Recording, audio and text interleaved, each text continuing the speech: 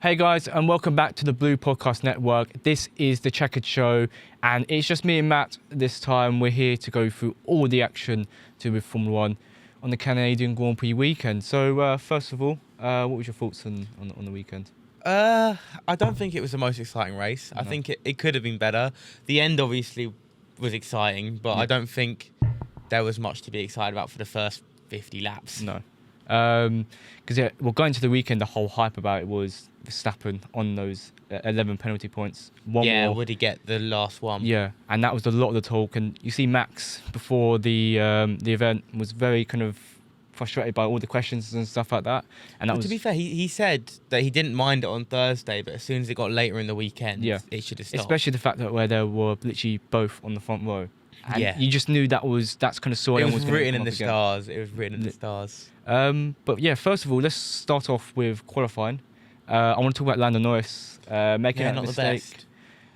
And again, I think we see more and more this season that it's more about the qualifying. You need to have a good qualifying, and then you have a good result. It was tight, so though. crucial. It's so tight. If he'd gained another 10th, he probably would have been fourth. Yeah. I don't know, but he'd have definitely been higher up. Because it's always a tight qualifying. I think in Q1 it was like 1.5 seconds between the whole Something grid, like which that. is closer than it usually is at any other track. So Yeah.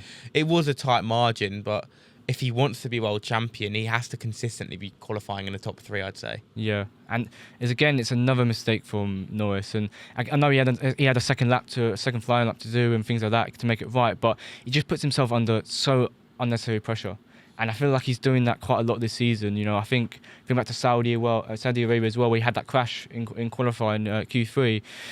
It's just one of those where you don't need to have those instances, and with that, we're seeing the gap between him and his teammate Piastri become bigger and bigger.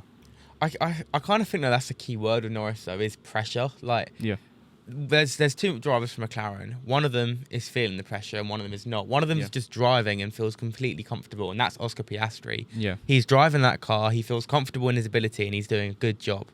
And then you've got Lando Norris, who's this whole season coming into it, the hype was he's going to win the championship, he's going to be the favourite for it, and so far he's not delivered, and he's kind of succumbed to that pressure a bit. Yeah, and I think Zach Brown at the start of the season was kind of saying this is Norris's year. Did he not mean it's Piastri's year? Because it's now the opposite way around. What Piastri's doing is what I guess we all expected Norris to do. Yeah, because Piastri, to be honest, looks completely comfortable, and Yeah.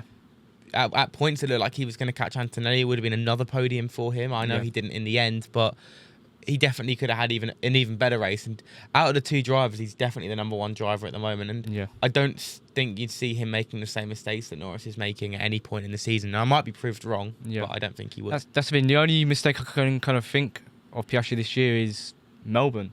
Wasn't Yeah. it? Where he And that spun was- off, and that was crazy anyway. Yeah. I think everyone in Melbourne was just spinning off anyway, so that was like a freak incident, and it's just staying consistent, staying out of trouble, staying out of accidents, and also putting the car where it needs to be consistently.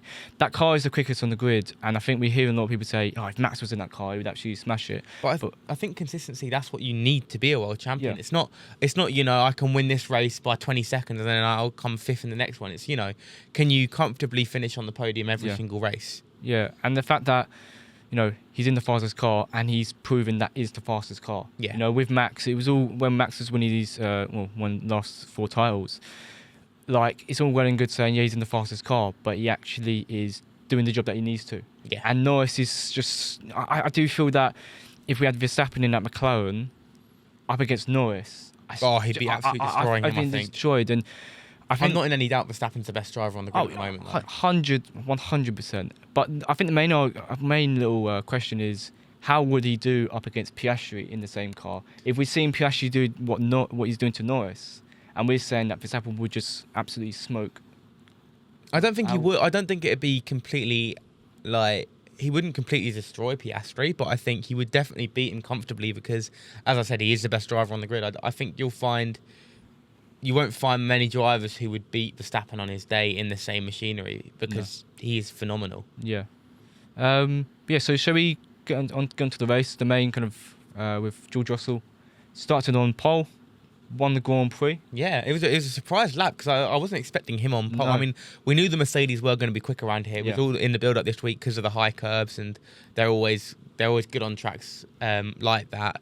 But I didn't actually expect them to get the job done on Saturday and then hold on to it as well, because he didn't really have any problems at all in that race. No. I mean, the first few laps, Verstappen stayed close, but then after that, it was smooth sailing. Yeah.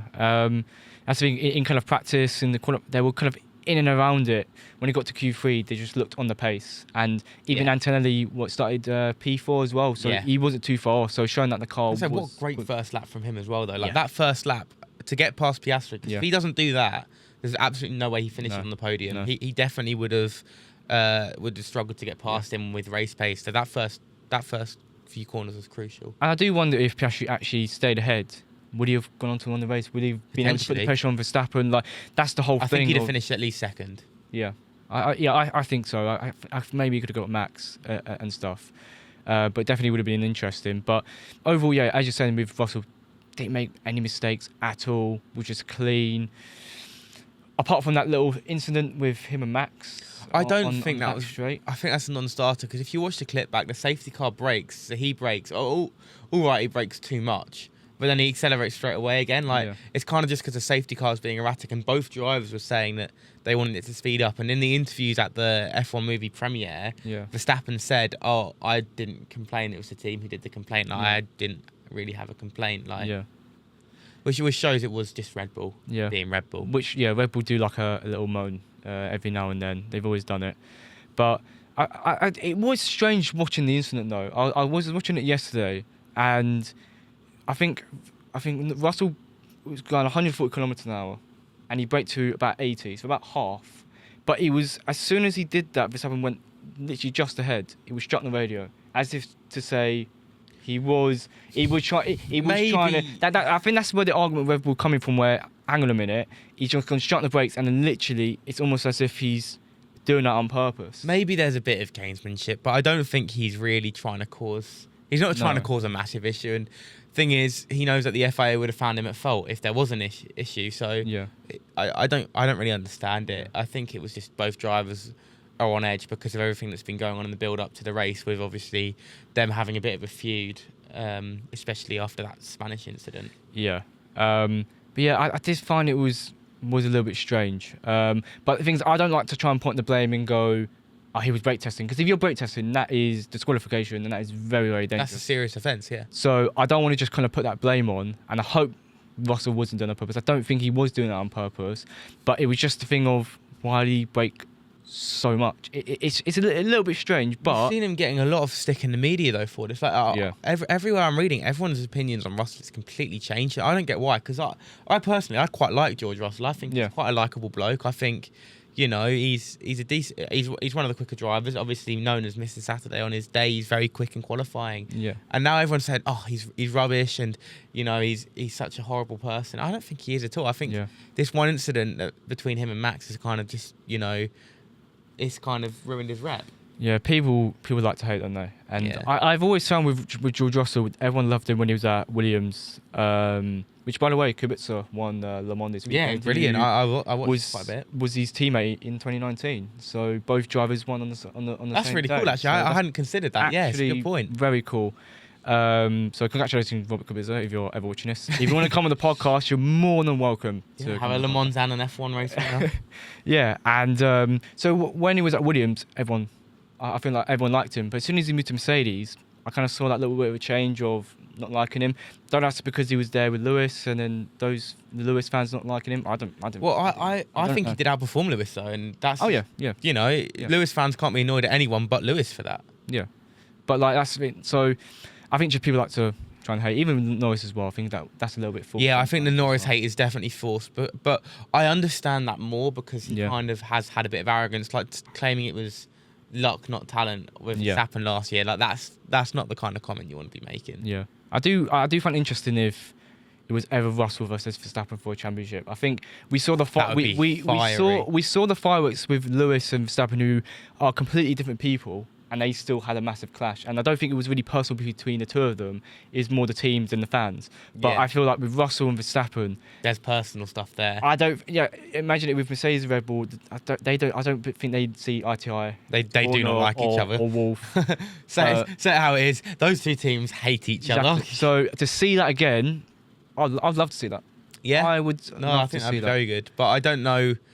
Obviously, with the regs change, anything could happen. But I don't think we'll see Mercedes and Red Bull both challenging at the same time. But that's the thing, we never know. And from what I'm hearing, Mercedes is going to have the strongest engine. From what I'm hearing, so maybe give a Who are your geographical sources?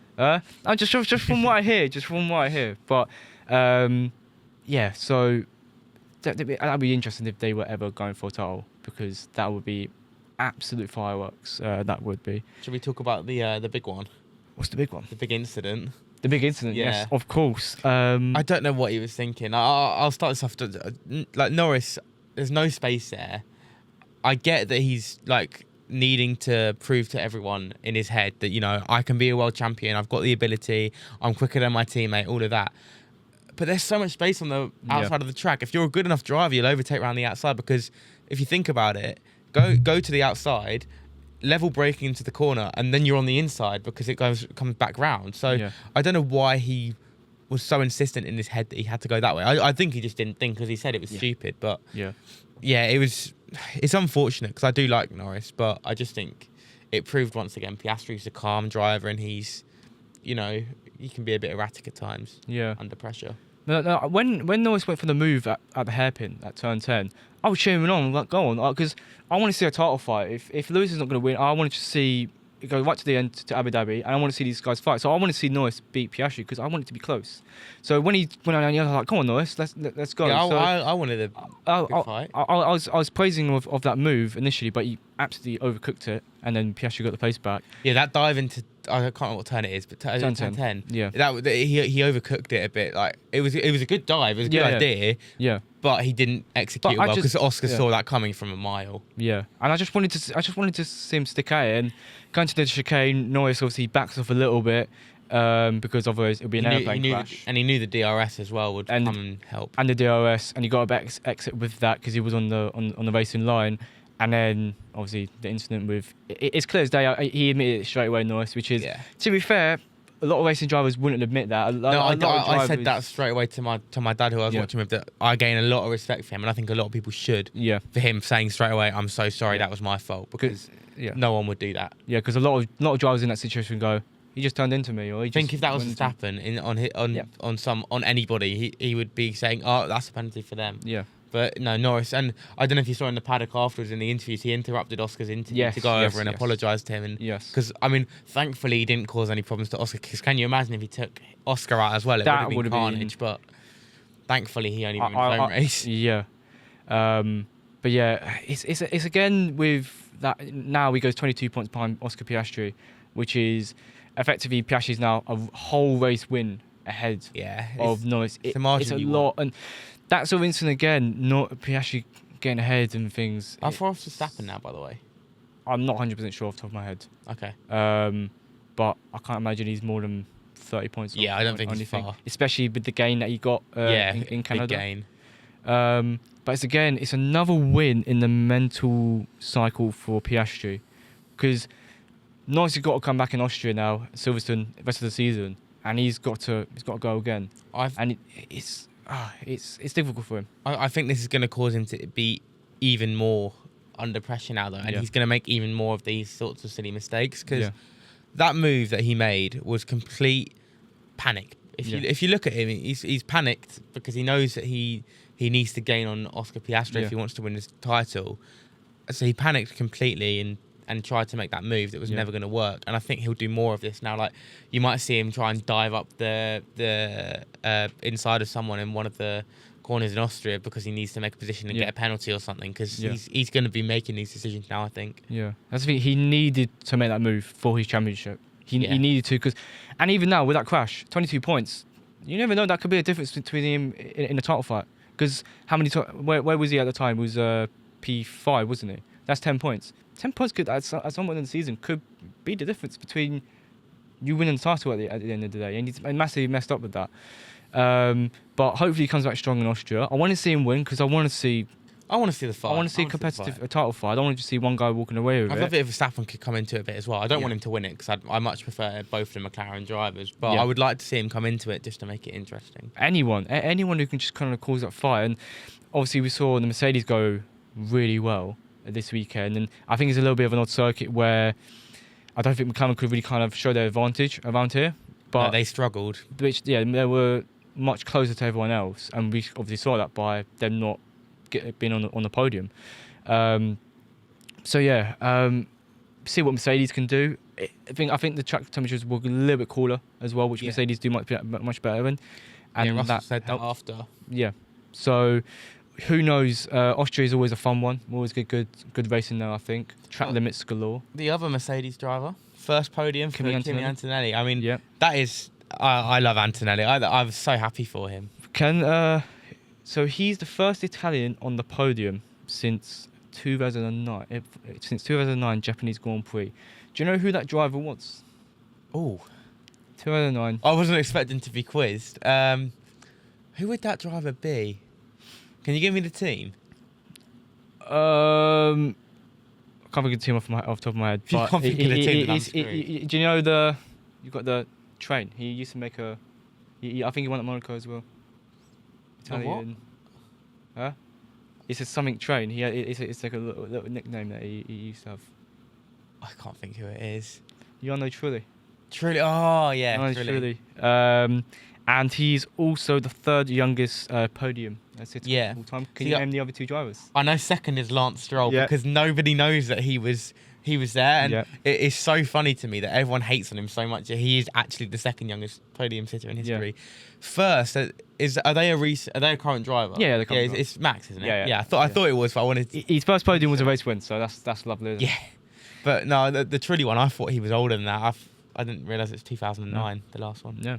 So I like that. That was a surprise little trivia bit. Yeah. That's good.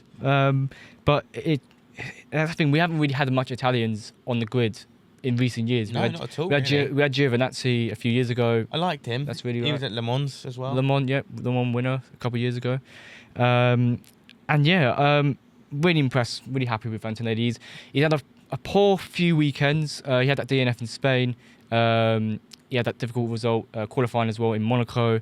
He also had the DNF in Imola as well. Yeah. So it's nice that he's come back and got onto that podium. He just Really fits Mercedes. I don't know Yeah. if you get what I mean, but he just fits there. Yeah. It's so right, him driving for Mercedes. I couldn't picture him anywhere else. I think he works really, really well. I think he has a good relationship with Mercedes. He has a good relationship with Russell as well. And I think he understands that this season, and even perhaps next season, he's still learning. Yeah. He's still learning, and He'll he's make learning. mistakes as well. He's going to make mistakes, and it's obvious. And I think Toto Wolff would admit that himself. He's happy to help him learn, though. Yeah. And that's the whole point of it. Yeah, and being on his podium, being on the podium as well, is going to do him the world of good for the rest of the season. Now, gives him a little bit of confidence, that little bit of hunger, and go, I like that taste of champagne on that podium. I want to taste that again. And I also liked him being on the podium with Russell, his teammate. That was nice. Liked him being on the podium with Max Verstappen as well, the reigning world champion. So that was like a nice little kind of first podium for him as well. And we'll definitely see him more on the podium this season. Sure, 100%. For sure. If the Mercedes can get the car into the sweet spot like they did this weekend, I have no doubt that he can be there. He again. definitely could have got Max as well at one point. At some point, he was putting on a little bit of pressure, but It's a shame he couldn't, because if Yeah. he'd got a 1-2 for his first podium, it would have been very, very good. that would have been. But a team that I do want to point out, because I think next season they're going to be very, very strong, is Williams. I felt bad for them this weekend and last weekend as well, because they obviously had the double Albon DNF two in a row. Yeah. But he's found a lot of pace in that car, because obviously he was running in the points. Although he was very annoyed at his engineers, which to me was weird. He's getting annoyed with his engines quite a lot this season. I know, it's weird because not seen it from him before. He's quite calm normally. Yeah. I've always thought of him as quite a calm driver, but he's been quite fiery this year. Yeah. And obviously he had that issue with his engine at the start of the race, and then obviously didn't finish the race. And It's really sad. I like Williams. But Sainz finished in the points. He finished P10, started P17. A good little drive. Obviously, I think he took the hards right long into the race. Yeah, he did. I think it was 50 laps on them. Something like that, crazy. I think, was it Ocon? I think he did like nearly 60 or something like Well, that. he finished what, P8? Ocon finished P9. Yeah. So, but again, Science. That's the thing you've got to think with Science is that he got impeded by Isaac Hadjo in qualifying, which meant he was knocked out in Q1. He probably would have went through, knowing that the car he had. So could his result have been much better? Could he have had a P8, maybe P7? We don't know. Yeah. But they look strong. I think it's a track that I think if you're Williams, they normally go well around kind of the long straight salt circuits. But they've gone well everywhere really this season, bar a couple of races. I think they're cementing themselves as probably the quickest team in the mid-table. Yeah, I think they're fifth in the constructors at the moment. So they're doing really you've got well. McLaren, Red Bull, Ferrari, and Mercedes are the four front runners at the moment, and then I'd say they're the next one, which is for me. It makes me very happy because I like Williams a lot, and I think this is the best driver pairing Williams has had in a very long time. In a very long time, and I think we're seeing that progress from Williams, and I'm just hoping that next season they get it right. Obviously, James Bowser's come out very kind of big on going, smash the car, 24, 25, 26 is the year that we go for it. Hopefully, they do have very strong drivers, as you're saying. So I love have you seen their TikTok, how they do, after every race, they do a debrief where all of the team members, they do like a 2 or 3 minute chat. It's very good. It gives them actually a very good insight to what goes on in the race weekend for them because they talk very openly. You don't see any other teams do it. It's very good. I'm trying to watch a little bit of IndyCar now, and one of the drivers, Connor Daly, I think his name is, he has his own podcast, and I think after the Indianapolis 500, he was speaking to Alex Palou, the winner. Wow. And he did like a whole podcast, they were just talking about the race. That's quite cool. And I said to my brother, like, would it not be sick for Formula One to have organised their own little podcast? They won't do that though. Which they won't do it, but it would be sick to just have random driver. It could be Yuki Tsunoda and Charles Leclerc, and they just sit down for half an hour. Be cool. And they just talk about the race, but they talk about it from their perspective, and it gives that kind of different insight. Yeah, the perspective fans don't get. Yeah. Or just come on our podcast. We'll happily, Yeah, after Silverstone, we can arrange that. Yeah, we can try and arrange that, of course. But yeah, so happy for Williams. Sainz very happy with the result, and I think Austria could be a track that they go well around. For sure. The kind of where they have the low wings, where they're good, really good straight line speed. That's where they kind of really go well, and that's where they've gone well in the last couple of years. So hopefully they can have another good result. Another team I want to talk about is Aston Martin. Fernando Alonso is... He's single-handedly carrying them. He's doing really well. Stroll got some lucky points at the start of the season, you would have to say, but... I said that Stroll gets overhated earlier, but he has been rubbish this season so far. He's been rubbish in the last couple of races. I know he's struggling with the hand injury though, so I think got to take it with a pinch of salt because there is issues going on for him. I do wonder how much that is actually affecting him. Like he was just kind of in the media. You ask him the question, he'll go, "Yeah, no, it's fine." But I wonder how much he's having to manage that. Or just change his driving style even as well. Or just don't drive. Some people would say. I don't agree with that, but yeah, since Imola, I found that Aston Martin looks so much stronger. Yeah, I think because they started very badly. They started really poorly, and they were looking like they were going to be like P9, P8, somewhere around there. But they really have picked it up since Imola. For example, I think Alonso's got into Q3 in every race since Imola. So that's 4 Grand Prix. He finished in the points 3 times in there as well. One race that he wasn't there was Monaco, but he DNF'd and he was in the points. So I'd also say Kick Sauber have done the same thing because I think Hulkenberg's finished P8 in this race, he was and P5 in Spain. So he's had 2 very good races. Yeah. And Bortoleto has also done quite well in those races as well. I think he's finished higher in the bottom 10. P11 and P12 in Barcelona. So yeah, Sauber finding some sort of performance. But all the teams are. I don't think, other than maybe Alpine, I don't think there's a slowest car. Yeah, Alpine, I'd say, would be my early.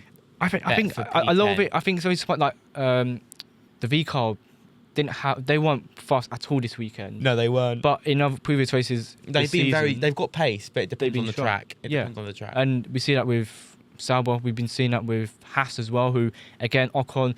I think he's one of the most underrated drivers on the grid. Yeah, he gets so much stick for all the little incidents he gets into, but he's a very good driver. He's a very far. I think I saw some stat, but he's got like a massive percentage amount of their points this season, something up towards like 80%. Yeah, well, he is up against a rookie though. To be he's fair. up against a rookie, and which Behrman is quick. Behrman's quick. He's doing really well this season. But Ocon, he's doing really, really well at the moment. And I think you would have to say that he's very pleased to have moved from Alpine to Haas, where he's a clear number one in that team. I feel like maybe he's embracing that a little bit more, a different change, different environment. But Ocon's having a really good season, finishing P9.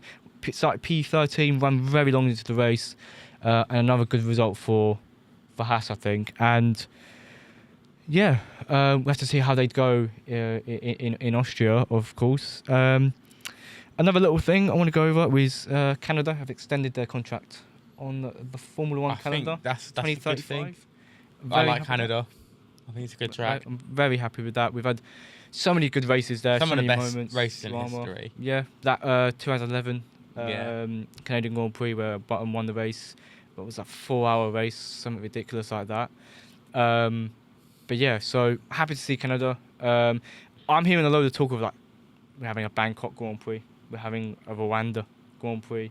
I think the Bangkok Grand Prix will be like on the like street circuit and stuff like that. Yeah. I think with that, I think so many at the moment. Though there's too many tracks. They need to get rid of a couple. But then the question is, which do you get rid of? And that's a hard question because obviously they've brought Madrid in now as well. I'm interested to see what happens with that. My theory is that because so I think the talk is we're going to get a new Saudi track, the one when it's like right up high, like on like a massive bridge sort of thing. Yeah.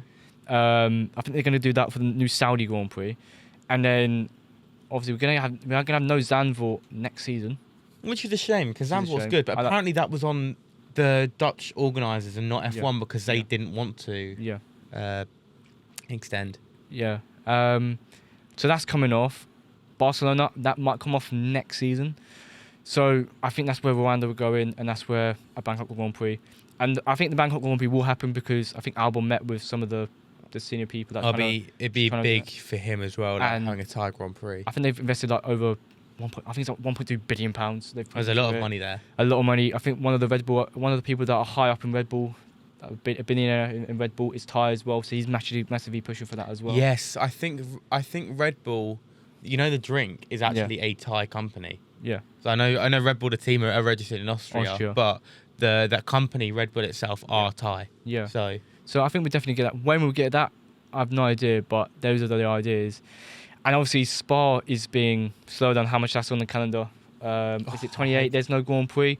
So maybe that Spa. They can't get rid of Spa. Hopefully not. But I'm going there this year. I'm very looking forward to that. Very lucky. Whereabouts are you? Kind of like first turn up to Eau Rouge as well. Like I can see Eau Rouge. So you get a nice view of should be that. Good. So is there any other little things that we want to touch over? Well, should we look at Austria? Let's have a look at Austria. Okay, I don't have the other two random predictions. What do we do for that? I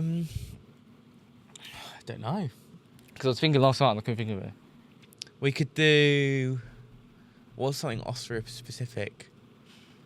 I was thinking something to do with track limits, but it's not guaranteed that someone's gonna have track limits like penalties and stuff. First driver, right? We could do first driver to get a penalty, if any. So you can say none. Yeah. Okay.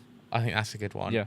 And then penalty in any instant. Yeah. Go like P8. Yeah, that's P8. Yeah. Cool. Right. So shall we get into our predictions then for Austria? Yeah. So who are we going for pole? Pole position. I feel like this is a track Mercedes could do well again. I don't know if Russell can do it again.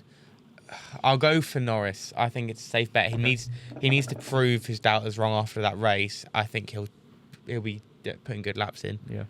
I'm gonna go with Max. Really good run out circuit. Yeah. I think he's won there pretty much every year, like in the last recent years. I think he's won that 4 times or something. Very strong there. I think he'll put the car on pole. The Honda engine's very good in the straight line as well, so that'll help him. I think he'll be on the pole. What about podium then? I already got mine. So for P1, P2, and P3. Yeah. What are you going with? I'm going Max, Oscar, Lando. Okay. I Max, think Oscar, Lando. Pretty. as you said, Max wins there most years. I don't think they'll have the pace in qualifying. I don't know why. I just don't think they will. Yeah. But then I think Oscar will overtake Lando. Like, I think Lando will get another bad start. Yeah. And I think Oscar will have qualified second or third, and then Piastri will overtake him early on, and it'll be smooth sailing from there. I'm gonna. It's more the hope. It's the hope, but I'm gonna go with Norris win. I want him to win, so I'm gonna put him to win.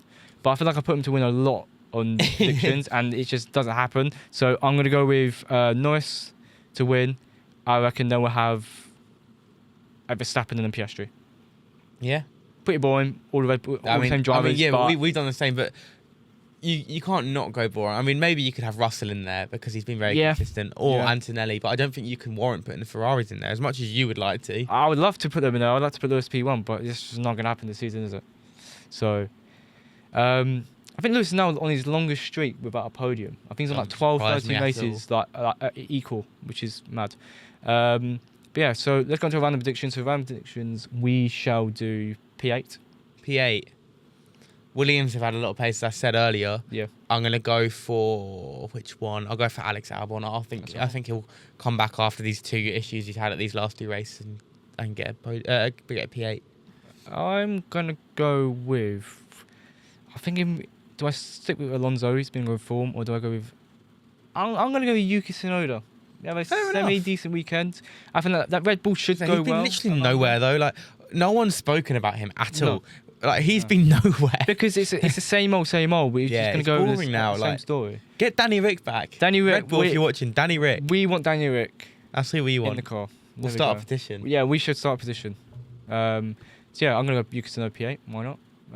For me, it makes sense. He probably won't go that way, but the Red Bull should be pretty good around there. So I can't imagine him not being in the points somewhere. So I'm just going to put him P8. Yeah. And then we'll go with... So obviously more of an Austria kind of special one. We'll go with the first driver to get a penalty in the race, if there is a penalty. So you can say none? You can say none, but you also can get on with that. But it's not really fun if you go none. No, I don't think I will. Because we know track limits are, a massive thing. It's hard because do you go with a driver who's going to be worse at the track, so therefore going to overrun their braking points more? Or do you go with a driver who's going to be pushing really hard because they're at the front? I'm going to go for... Or do you go with Max and he gets a penalty? I'm going to go for Kimi Antonelli. Antonelli? Because I feel like he'll be pushing really hard. Yeah. Penalty, I'm going to go with Liam Lawson. Yeah, that's not bad. I think he loves a little incident sometimes and things. So, yeah, I'm going to go Liam Lawson with that. Got the little shout out to rep him. Got it up here to rep. Got the McLaren, got the Mercedes. And...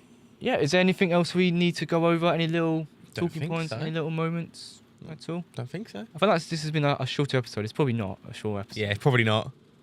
32 minutes. Oh, that's actually not bad. For us, that's not bad at all. That's pretty good. But yeah, that's going to do it for this episode of The Chequered Show. Make sure you check us out on TikTok, subscribe to the YouTube, all the usual stuff.